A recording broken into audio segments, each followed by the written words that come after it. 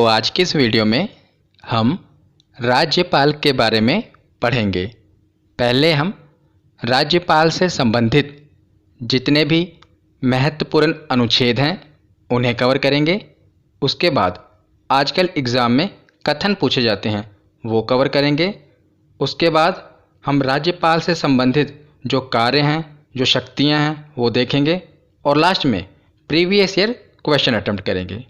तो ये वीडियो आपके लिए काफ़ी इम्पोर्टेंट होने वाली है। पहले आप वीडियो को समझना और लास्ट में प्रीवियस ईयर क्वेश्चन ज़रूर अटेम्प्ट करना ताकि आपका इस टॉपिक से क्वेश्चन गलत ना हो। तो चलिए बिना देरी किए हुए वीडियो को शुरू करते हैं। तो चलिए वीडियो की शुरुआत करते हैं। तो इससे पिछली वीडियो में मैंने आपको बताया था कि जो विधानमंडल है इसके 3 अंग होते हैं, विधान परिषद, विधानसभा और राज्यपाल। तो जो विधान परिषद और विधानसभा है ये मैंने पिछली वीडियो में डिटेल में कवर करा दिया। अगर आपने वो वीडियो नहीं देखी तो पॉलिटी की प्लेलिस्ट में जाकर ज़रूर देख लेना। तो आज की वीडियो में हम जो तीसरा महत्वपूर्ण अंग है राज्यपाल ये देखते हैं। तो जिस प्रकार केंद्र में राष्ट्र का प्रमुख राष्ट्रपति होता है, ठीक उसी प्रकार राज्यों में राज्य का प्रमुख राज्यपाल होता है। तो जो राष्ट्रपति की भूमिका होती है केंद्र में, वही भूमिका राज्यपाल की होती है राज्यों में। तो हमने देखा था, मैंने आपको राष्ट्रपति वाली वीडियो में बताया था कि जो राष्ट्रपति है भारत का ये नाम मात्र का मुखिया है, मतलब कि औपचारिक प्रमुख है। पर जो प्रधानमंत्री हैं, जो भारत की शक्तियां हैं वो तो प्रधानमंत्री के ही हाथों में है। तो उसी प्रकार जो राज्यपाल है ये औपचारिक प्रमुख है। पर बात करें वास्तविक प्रमुख राज्यों में तो वो मुख्यमंत्री है, मतलब कि जो शक्तियां हैं वो मुख्यमंत्री के हाथों में ही हैं। पर जो राज्यपाल है ये केवल नाम मात्र का मुखिया है। ठीक उसी प्रकार जिस प्रकार राष्ट्रपति केवल नाम मात्र का मुखिया होता है, पर जो असली शक्तियां हैं वो प्रधानमंत्री के हाथों में होती हैं। तो आप उसी से कंपेयर करें, जिस प्रकार वो प्रधानमंत्री वास्तविक प्रमुख थे केंद्र के, उसी प्रकार जो मुख्यमंत्री हैं ये राज्यों के वास्तविक प्रमुख हैं। और औपचारिक प्रमुख कौन है? तो राज्यपाल।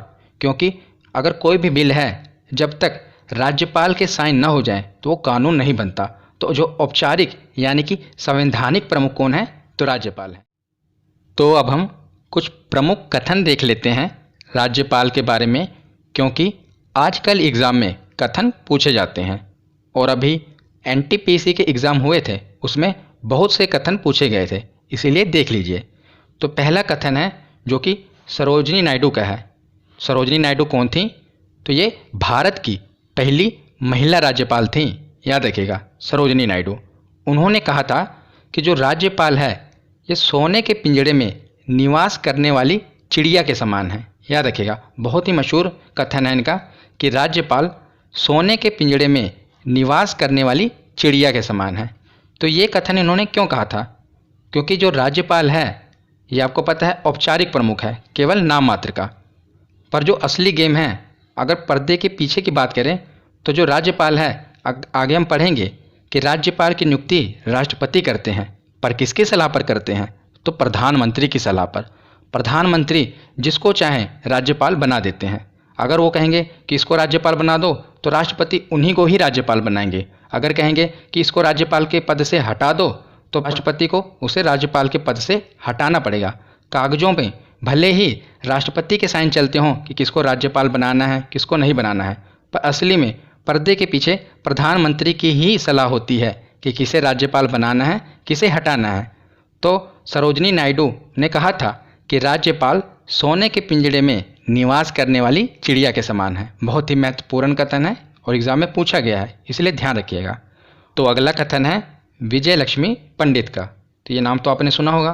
विजय लक्ष्मी पंडित कौन थी? कई बार एग्ज़ाम में पूछा जाता है।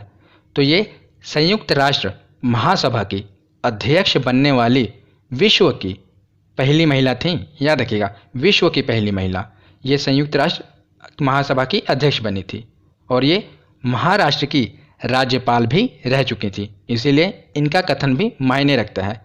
तो इन्होंने कहा था कि जिसको वेतन का आकर्षण है वही इस पद को स्वीकार करता है।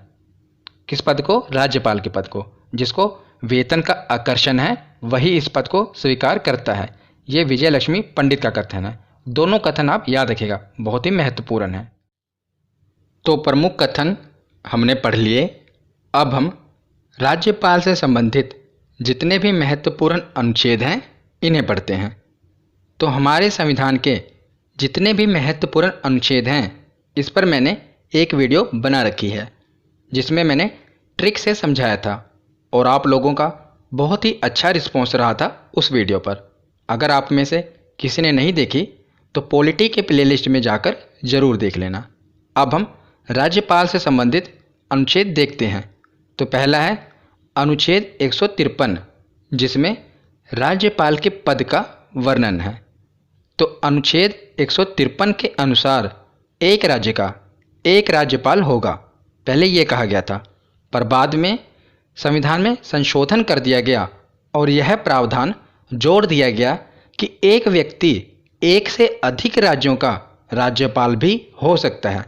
तो पहले ये कहा गया था कि एक राज्य का एक ही राज्यपाल होगा और बाद में संशोधन करके यह प्रावधान जोड़ दिया गया कि एक व्यक्ति एक से अधिक राज्यों का राज्यपाल भी हो सकता है। और आपने सुना भी होगा कि एक राज्यपाल को दूसरे राज्य का अतिरिक्त कार्यभार भी सौंप दिया जाता है। क्यों सौंप दिया जाता है? क्योंकि कई बार क्या होता है कि राज्यपाल की अचानक मृत्यु हो जाती है या उनकी तबीयत बिगड़ जाती है, तो दूसरे राज्य के राज्यपाल को उस राज्य की जिसकी राज्यपाल की मृत्यु हो गई है उस राज्य की अतिरिक्त कार्यभार सौंप दिया जाएगा और वो राज्यपाल कुछ समय के लिए दोनों राज्यों का राज्यपाल रहेगा। याद रखिएगा। और जो राज्यपाल का वेतन होता है ये कितना होता है? तो याद रखिए 3.5 लाख रुपये मासिक, यानी कि 3.5 लाख रुपये पर मंथ। और यदि 2 या 2 से अधिक राज्यों का एक ही राज्यपाल होगा तब उसे दोनों राज्यपालों का वेतन उस अनुपात में दिया जाएगा जैसा कि राष्ट्रपति निर्धारित करें। तो मैं आपको बताता हूँ, जैसा कि आपने देख लिया कि जो राज्यपाल का वेतन है ये कितना होता है?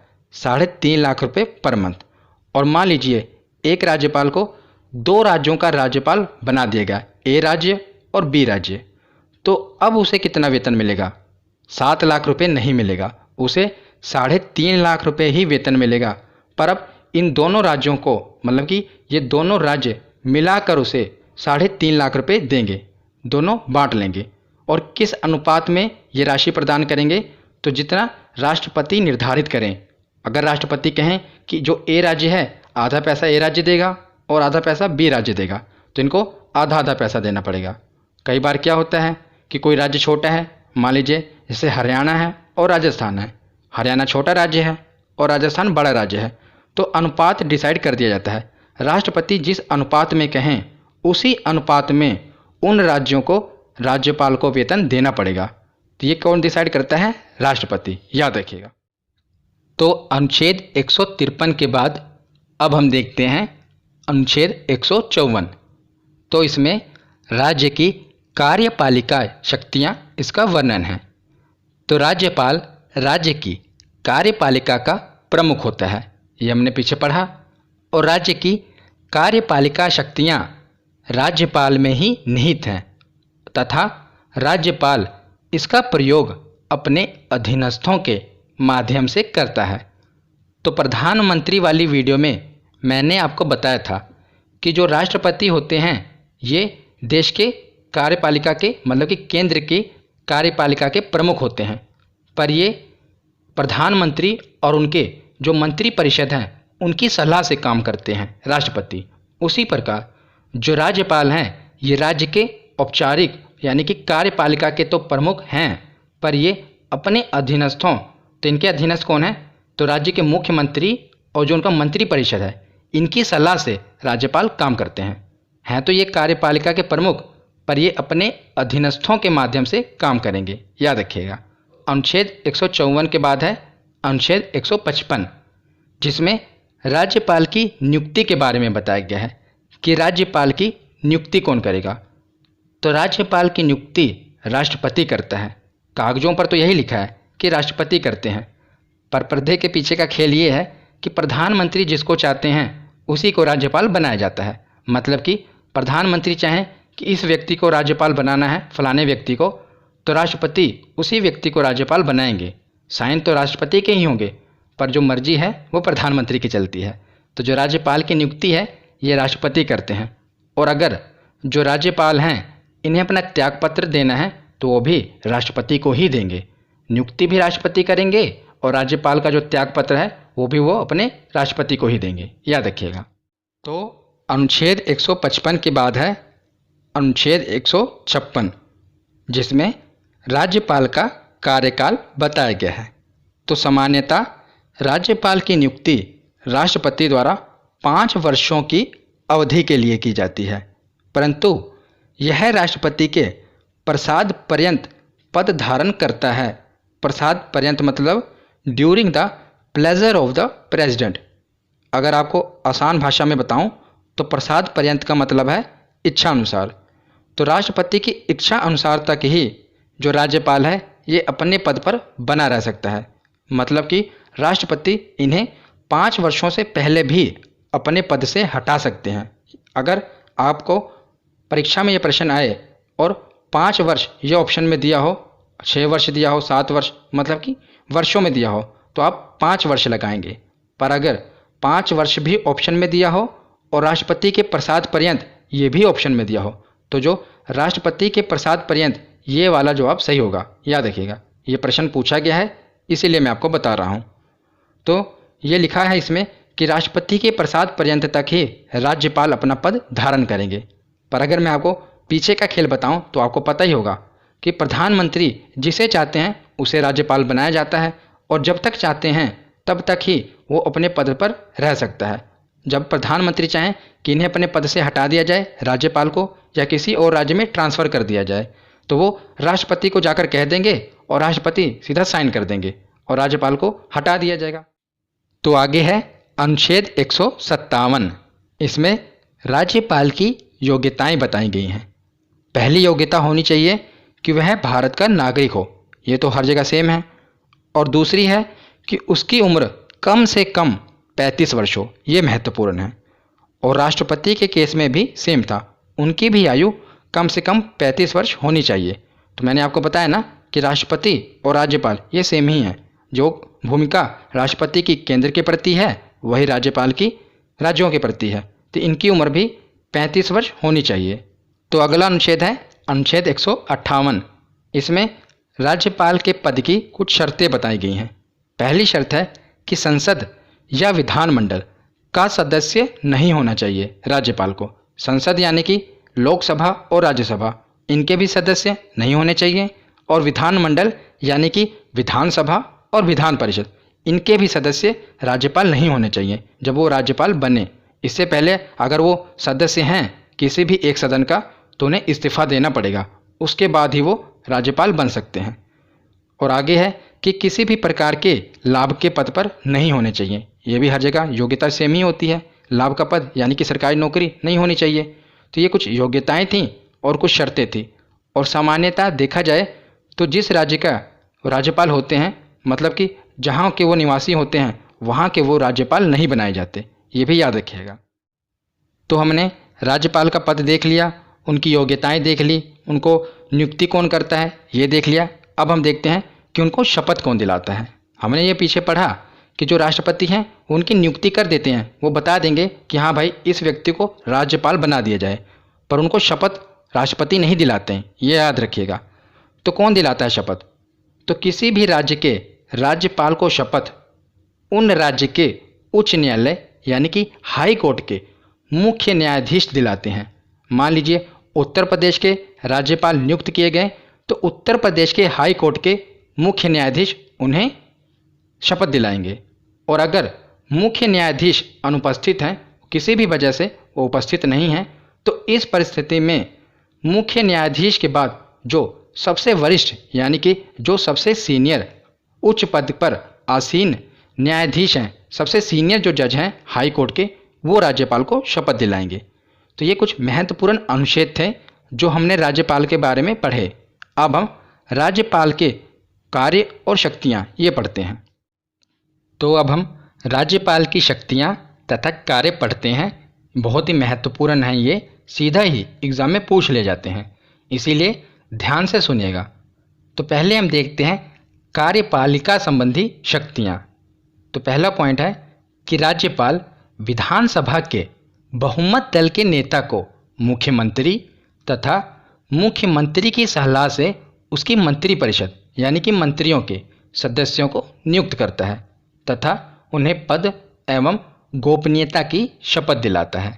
जिस प्रकार हमने पढ़ा था कि जो राष्ट्रपति हैं ये लोकसभा के बहुमत दल के नेता को, जो कि प्रधानमंत्री होते हैं, उन्हें नियुक्त करते हैं और फिर प्रधानमंत्री के कहने पर मंत्रिपरिषद की नियुक्ति करते हैं। उसी प्रकार जो राज्यपाल है ये विधानसभा के बहुमत दल के नेता को मुख्यमंत्री नियुक्त करेंगे, फिर मुख्यमंत्री उनको सलाह देंगे कि इनको मंत्री बना दिया जाए, तो फिर मुख्यमंत्री की सलाह पर मंत्रिपरिषद के सदस्यों की नियुक्ति करेंगे। ये राज्यपाल का काम है। तो अगला पॉइंट है कि राज्य के समस्त कार्यपालिका कार्य राज्यपाल के नाम से ही किए जाते हैं। तो हमने पीछे पढ़ा था ना कि जो राज्यपाल हैं ये कार्यपालिका के प्रमुख होते हैं। भले ही मुख्यमंत्री के हाथों में शक्तियां हैं पर प्रमुख तो यही है ना, तो इन्हीं के नाम से ही राज्य के सभी काम किए जाते हैं। तो अगला पॉइंट है कि राज्यपाल विधान परिषद के कुल सदस्य संख्या का 1/6 सदस्यों को नियुक्त करता है। हमने पीछे पढ़ा था, इसे पिछली वीडियो में मैंने आपको बताया था कि जो विधान परिषद है उसके कुल सदस्यों का 1/6 राज्यपाल द्वारा मनोनीत किए जाते हैं, मैंने आपको बताया था। अगला पॉइंट है कि राज्यपाल राज्य के विश्वविद्यालयों यानी कि जो राज्य की स्टेट की यूनिवर्सिटी होती है उसका कुल अधिपति चांसलर होते हैं। जो राज्यपाल होते हैं उस राज्य की जो यूनिवर्सिटी होती है उसके वो चांसलर होते हैं तथा उपकुलपतियों जो कि वाइस चांसलर होते हैं उनकी नियुक्ति भी राज्यपाल द्वारा ही की जाती है। जो स्टेट यूनिवर्सिटी होती है राज्यपाल उसके चांसलर होते हैं और उस यूनिवर्सिटी के जो वाइस चांसलर होते हैं वीसी, उनकी नियुक्ति राज्यपाल के द्वारा की जाती है, याद रखिएगा। अगला पॉइंट है कि राज्यपाल का अधिकार है कि वह राज्य के प्रशासन के संबंध में जब चाहे मुख्यमंत्री से सूचना प्राप्त कर सकते हैं। तो जब मर्जी होगी राज्यपाल की वो मुख्यमंत्री से सूचना मांग लेंगे, इन्फॉर्मेशन, ये राज्यपाल का अधिकार है। तो कार्यपालिका शक्तियाँ ये हमने पढ़ ली। अब हम देखते हैं कुछ विधायी शक्तियाँ। तो राज्यपाल विधानमंडल का अभिन्न अंग होते हैं। हमने पीछे पढ़ा था कि विधानमंडल के 3 महत्वपूर्ण अंग हैं, विधानसभा, विधान परिषद और जो राज्यपाल हैं इसके महत्वपूर्ण अंग हैं। और राज्यपाल विधानमंडल का सत्र बुलाता है तथा सत्र की समाप्ति भी करता है। तो विधानमंडल का जो सत्र है, जिस प्रकार संसद का सत्र बुलाया जाता है उसी प्रकार विधानमंडल का सत्र राज्यपाल बुलाते हैं तथा सत्र की समाप्ति भी यही करते हैं। और राज्य विधानमंडल द्वारा पारित विधेयक राज्यपाल के हस्ताक्षर के बाद ही कानून बनते हैं। ये तो आपको पता ही है कि जब तक राज्यपाल हस्ताक्षर न कर दें कोई भी विधेयक कानून नहीं बन पाएगा राज्यों में।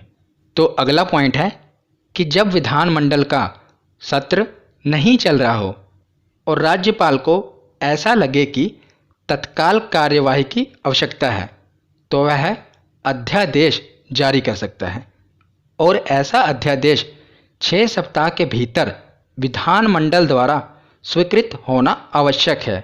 और यदि विधानमंडल 6 सप्ताह के भीतर उसे अपनी स्वीकृति नहीं देता तो उस अध्यादेश की वैधता समाप्त हो जाएगी।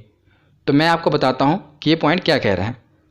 कोई भी विधेयक मान लीजिए वो विधानसभा में गया और विधानसभा में पारित हो गया, उसके बाद अगर उस राज्य में विधान परिषद है तो उसमें जाएगा, फिर वह विधेयक अगर विधान परिषद में भी पारित हो जाए उसके बाद वह राज्यपाल के पास जाता है, फिर राज्यपाल उस पर हस्ताक्षर कर देते हैं और फाइनली यह विधेयक कानून बन जाता है। पर कई बार क्या होता है कि जो विधानमंडल है इसका सत्र नहीं चल रहा होता और किसी कानून की आवश्यकता होती है, तो राज्यपाल क्या करते हैं, सीधा ही साइन कर देते हैं और अध्यादेश, इसी को कहते हैं अध्यादेश जारी करना, सीधा ही साइन कर कर वो कानून बना देते हैं।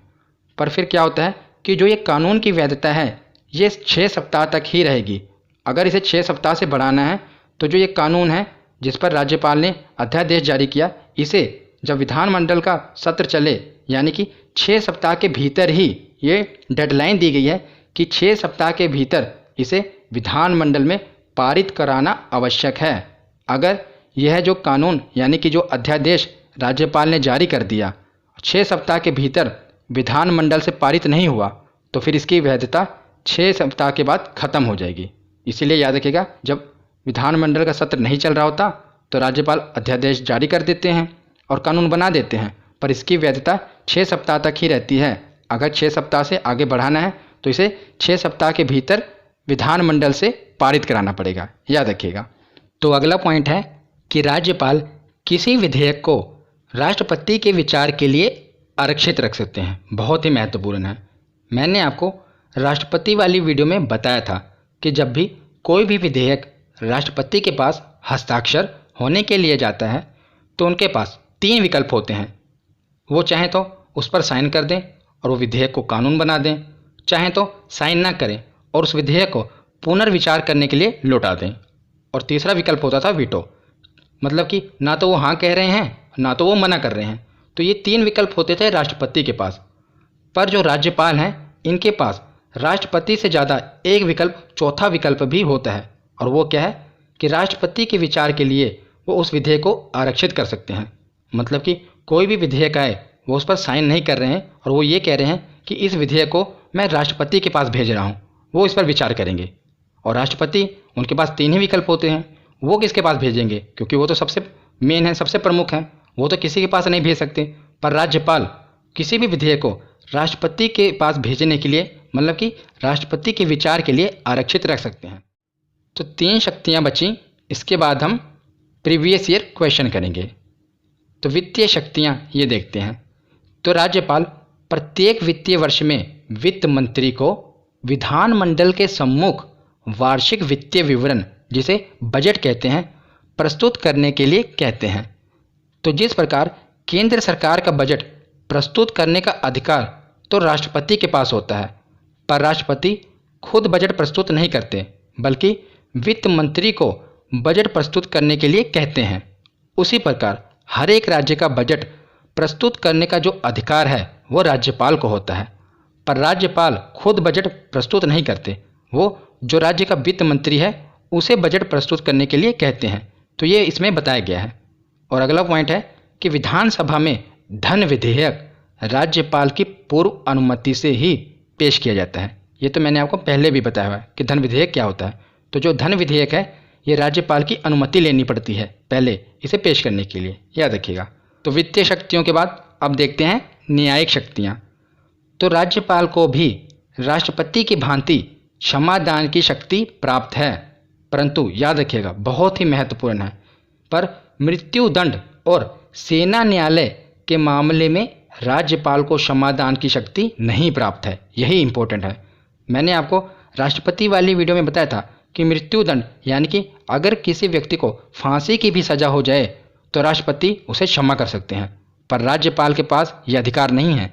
वो किसी भी व्यक्ति की मृत्युदंड और जो सेना न्यायालय का मामला होता है इस केस में राज्यपाल क्षमादान शक्ति उनके हाथ में नहीं है, मतलब वो क्षमादान नहीं कर सकते। अन्य कोई मामला है तो वो क्षमादान कर सकते हैं, पर मृत्युदंड और सेना न्यायालय के मामले में राज्यपाल को भी क्षमादान की शक्ति नहीं प्राप्त है, याद रखिएगा। और जो ये राज्यपाल क्षमादान करते हैं ये अपने ही राज्य में कर सकते हैं, ये नहीं कि कहीं पर और भी कर दें। अगर वो उत्तर प्रदेश के राज्यपाल हैं तो जो उत्तर प्रदेश के मामले हैं उन्हीं में वो क्षमादान कर पाएंगे और किसी राज्य में नहीं। पर राष्ट्रपति जो होते हैं वो पूरे भारत के होते हैं, तो वो कहीं पर भी कोई भी मामला हो वो क्षमादान की शक्ति उनके हाथों में है और वो फांसी की सज़ा भी माफ़ कर सकते हैं। तो न्यायिक शक्तियों के बाद अब हम देखते हैं आपात शक्तियाँ। तो राज्यपाल को जब लगे कि ऐसी परिस्थितियाँ उत्पन्न हो गई हैं जिनमें राज्य का शासन संविधान के उपबंधों, संविधान के हिसाब से नहीं चलाया जा सकता, तो वह राष्ट्रपति को राज्य में अनुच्छेद 356 के तहत राष्ट्रपति शासन लगाने की सलाह दे सकते हैं। तो जो राज्यपाल हैं उनके पास ये शक्ति नहीं है कि वो राज्य में राष्ट्रपति शासन लगा दें। हाँ, वो राष्ट्रपति को सलाह दे सकते हैं और अगर राष्ट्रपति चाहें तो उस राज्य में राष्ट्रपति शासन लगा देंगे। और जब राष्ट्रपति शासन किसी भी राज्य में लग जाता है तो राष्ट्रपति शासन के समय जो राज्य की सारी शक्तियाँ होती हैं ये राज्यपाल के पास आ जाती हैं, याद रखिएगा, क्योंकि वहाँ पर राष्ट्रपति शासन लग चुका है। तो जो भी सारी शक्तियाँ हैं ये किसके पास आ जाएंगी, तो राज्यपाल के पास आ जाएंगी। तो यहाँ पर हमारा थ्योरी सेक्शन कंप्लीट होता है। अब हम प्रीवियस ईयर क्वेश्चन देखते हैं, उसे ज़रूर अटेम्प्ट करना। तो पहला प्रश्न है कि राज्य की कार्यपालिका शक्तियाँ किसमें निहित होती हैं। ये तो हमने पढ़ ही लिया, किसमें निहित होती हैं, तो राज्यपाल में। अगला प्रश्न है कि भारतीय राज्यों में राज्यपाल की नियुक्ति कौन करता है। तो कौन करता है राज्यपाल की नियुक्ति, तो राष्ट्रपति करते हैं राज्यपाल की नियुक्ति। शपथ कौन दिलाता है, तो उच्च न्यायालय के मुख्य न्यायाधीश शपथ दिलाते हैं और राष्ट्रपति नियुक्ति करते हैं। और राज्यपाल अपना त्यागपत्र किसे देता है, तो मैंने आपको बताया था कि राष्ट्रपति ही नियुक्ति कराते हैं और राज्यपाल राष्ट्रपति को ही अपना त्यागपत्र देते हैं। तो अगला प्रश्न है कि सामान्य रूप से राज्यपाल का कार्यकाल होता है, तो इसका सही जवाब होगा 5 वर्ष। सामान्य रूप से जो राज्यपाल का कार्यकाल होता है ये 5 वर्ष होता है। पर अगर यहाँ पर ऑप्शन में राष्ट्रपति के प्रसाद पर्यंत ये लिखा होता तो हम उसे टिक करते। अगला प्रश्न है कि राज्यपाल सोने के पिंजड़े में निवास करने वाली चिड़िया के समतुल्य है, ये किसका कथन है, तो मैंने आपको बताया कि ये सरोजिनी नायडू का कथन है। बहुत ही इंपॉर्टेंट है, याद रखिएगा। अगला प्रश्न है कि किसी राज्य में राज्यपाल की नियुक्ति संविधान के किस अनुच्छेद में है, तो राज्यपाल की नियुक्ति पूछी है। 153 से शुरू हुआ था, उसमें पद था। 154 में राज्य की कार्यपालिका के प्रमुख थे। 155 में थी नियुक्ति, तो 155 इसका सही जवाब होगा। अनुच्छेद 155 के तहत राज्यपाल की नियुक्ति का वर्णन है, याद रखिएगा। तो अगला प्रश्न है कि राज्य विधानमंडल के अनुमोदक के बिना राज्यपाल द्वारा जारी अध्यादेश कितनी अवधि के लिए लागू रहेगा। तो मैंने आपको बताया था कि जब विधानमंडल का सत्र नहीं चल रहा होता तो राज्यपाल अध्यादेश जारी कर देते हैं और इस अध्यादेश को 6 सप्ताह के भीतर विधानमंडल से पास कराना होता है, नहीं तो इसकी वैधता समाप्त हो जाएगी। अगला प्रश्न है कि निम्नलिखित में से किसे राज्यों में विधानमंडल का अंग नहीं माना जाता, तो बताइए किसे राज्य के विधानमंडल का अंग नहीं माना जाता, तो राज्यपाल। ये तो विधानमंडल का अंग है, विधानसभा भी है, विधान परिषद भी है, पर जो मुख्यमंत्री हैं ये विधानमंडल का अंग नहीं माना जाता, तो इसका राइट ऑप्शन होगा ऑप्शन डी। तो अगला प्रश्न है कि राज्यपाल विधान परिषद के कितने सदस्यों को मनोनीत करते हैं, तो बताइए कितने सदस्यों को मनोनीत करते हैं, तो मैंने आपको बताया था 1/6 सदस्य। तो विधान परिषद के कुल सदस्यों के 1/6 सदस्यों को राज्यपाल मनोनीत करते हैं, याद रखिएगा। अगला प्रश्न है कि भारत के किसी राज्य की राज्यपाल बनने वाली प्रथम महिला थी, तो कौन थी, सरोजिनी नायडू। ये भारत की प्रथम महिला राज्यपाल थी। अगला प्रश्न है कि राज्यपाल पद पर बना रहता है, कब तक बना रहता है, 5 वर्षों के लिए, संसद द्वारा निश्चित समय के लिए, राष्ट्रपति के प्रसाद पर्यंत। तो ये सही होगा ऑप्शन सी कि राष्ट्रपति के प्रसाद पर्यंत तक ही जो राज्यपाल है वो अपने पद पर बना रह सकता है। आज का लास्ट प्रश्न है कि राज्यपाल के पद पर नियुक्ति की न्यूनतम उम्र सीमा कितनी है, तो कम से कम कितनी आयु होनी चाहिए, तो ये 35 वर्ष है। तो आज की ये वीडियो यहीं पर ख़त्म होती है। कैसी लगी ये वीडियो कमेंट सेक्शन में ज़रूर बताना। धन्यवाद।